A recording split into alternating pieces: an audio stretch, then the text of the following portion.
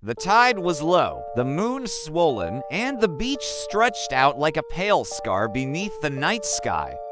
Tourists had long since abandoned the shoreline, leaving only the whisper of waves and the occasional cry of gulls that refused to sleep. It was the kind of night that made the sand feel endless, the ocean eternal, and the shadows alive. Ethan and his friends weren't supposed to be there. The signs were clear: private beach, nitrogen monoxide trespassing. But rules meant little to a group of restless college kids chasing thrills. They'd heard rumors about the place, stories of disappearances, of fishermen who swore the sea itself spat backbones. To them, it was perfect, forbidden, eerie, and ripe for adventure. They carried beer, flashlights, and a whole lot of bravado. Ethan, the self-appointed leader, strutted ahead, his sneakers sinking into the damp sand. Behind him trailed Mia, cautious but unwilling to be left out, and Jordan, who laughed too loudly at everything. The beach was littered with driftwood, shells, and something else objects half buried in the sand, glinting faintly under the moonlight. Ethan bent down and pulled one free. It was a necklace, its pendant shaped like a jagged tooth, blackened with age. Treasure. Ethan grinned, holding it up. Mia frowned. Put it back. It's probably someone's trash, Jordan scoffed. Finders keepers. But Mia's unease deepened. The pendant was cold, unnaturally so, as if it had been resting in ice rather than sand. She swore she saw the waves hesitate, pulling back as though the ocean itself recoiled. They should have left it.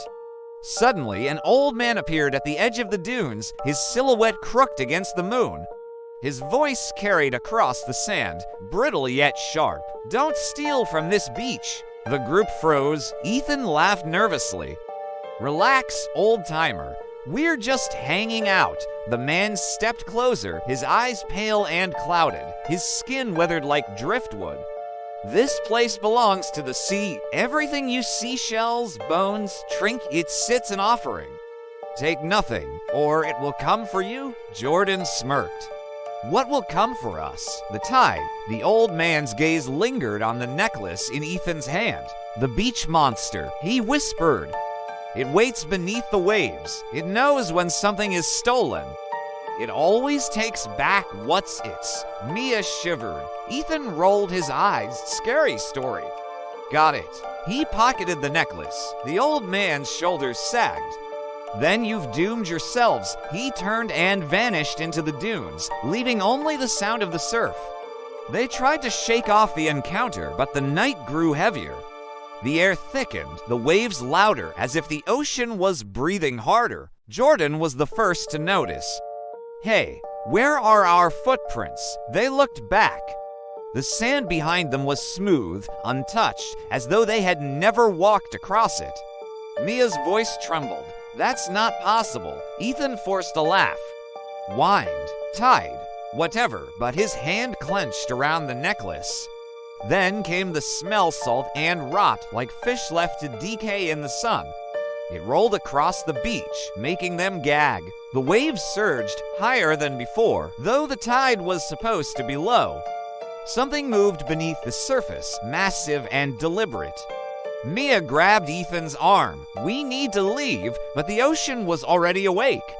It rose from the water with a sound like tearing metal. A shape too large, too wrong to belong to nature. Its body was slick and black, covered in barnacles that pulsed like diseased skin. Its limbs were long, jointed like a crab's, ending in claws sharp enough to slice driftwood. But its face was human, or had been. A skull stretched with wet flesh, eyes glowing like lanterns, mouth filled with jagged teeth that matched the pendant Ethan had stolen. The beach monster dragged itself onto the sand, each movement accompanied by the hiss of water draining from its body. Jordan screamed. Mia froze. Ethan stared, necklace clutched tight, as the creature's gaze locked onto him.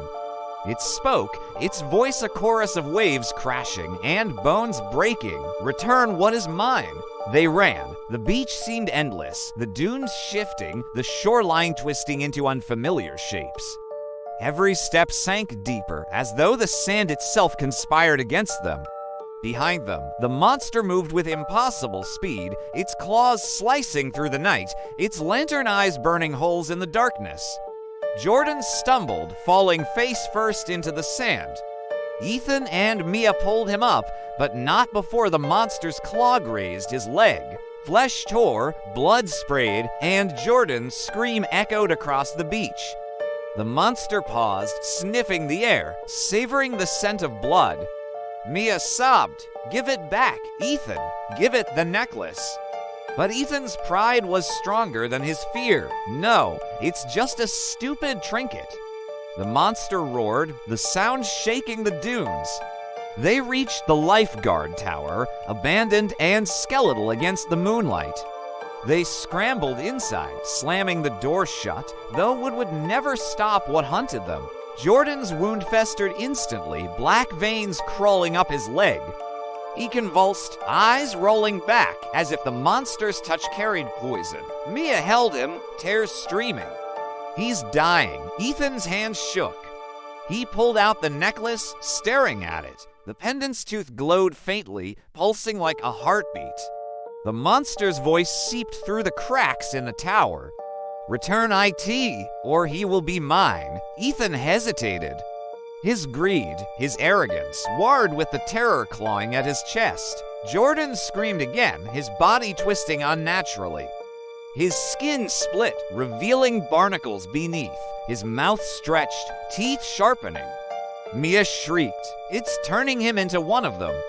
Ethan dropped the necklace. The pendant hit the floor with a sound too heavy for its size. The tower shook. The monster outside roared, claws slamming against the wood. Jordan's body convulsed one final time before collapsing, lifeless. The veins receded, the barnacles dissolved, but his eyes remained open, glowing faintly.